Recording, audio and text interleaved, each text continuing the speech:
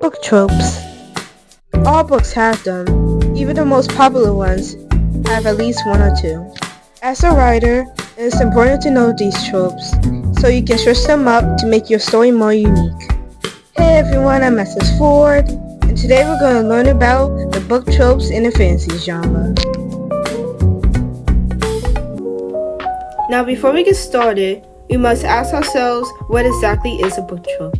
A book trope is a plot device, literary device, or a character type that are commonly seen in books.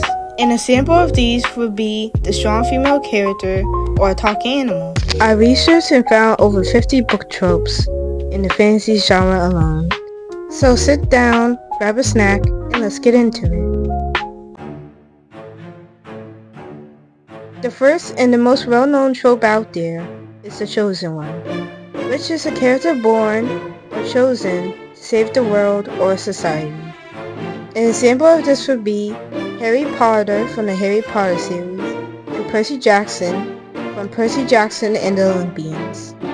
This trope is one of my favorites, and when done right, the story becomes less of a cliche and more of an unforgettable experience. A trope that goes hand in hand with the chosen one is the prophecy trope, a prediction that states what the hero will do or what will happen. Another well-known trope is the quest trope. It is usually a journey to get a magical item or to defeat a greater evil.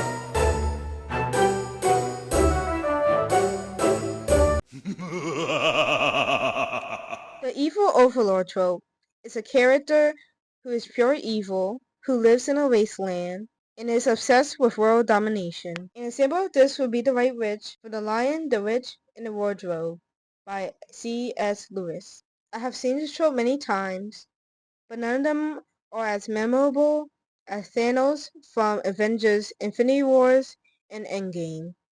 Because unlike the others, he has character depth and has a complex reason why he wants to wipe out half of the population on Earth. When using this trope, try to have a reason for their plan that's connected to their inner conflict or backstory to make them more relatable or interesting. Another trope is called the secret heir trope.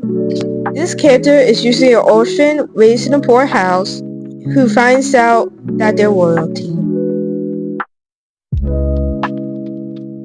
In contrast with the first trope in the video, the reluctant hero, when faced with their destiny to save the world, they reject it, longing to live a normal life. I find it interesting when the character does not see this as a duty, but instead as a burden. Oh my god, bro. Oh, man. What the fuck, man? How did this keep going? In my opinion, the lucky novice trope is one of the most annoying tropes out there. You know that one scene in a movie where the protagonist is training and somehow they're amazing at it, and the mentor's like, wow, you're doing such a good job, you're a natural.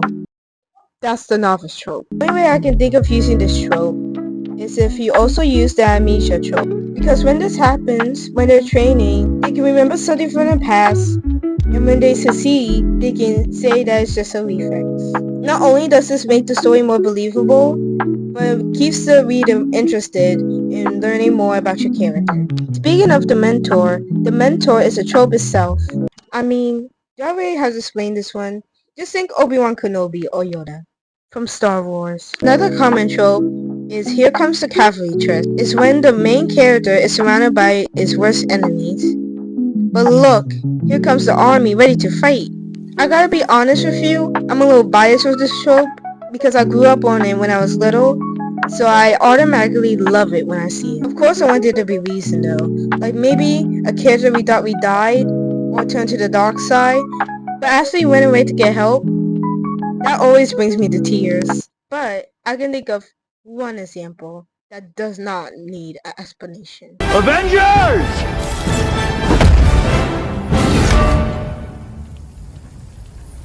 Assemble.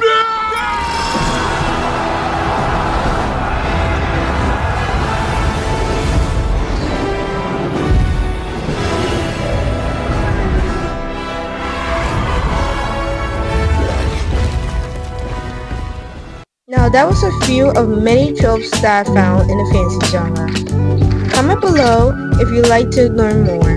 Click the like button and I'll see you all next time.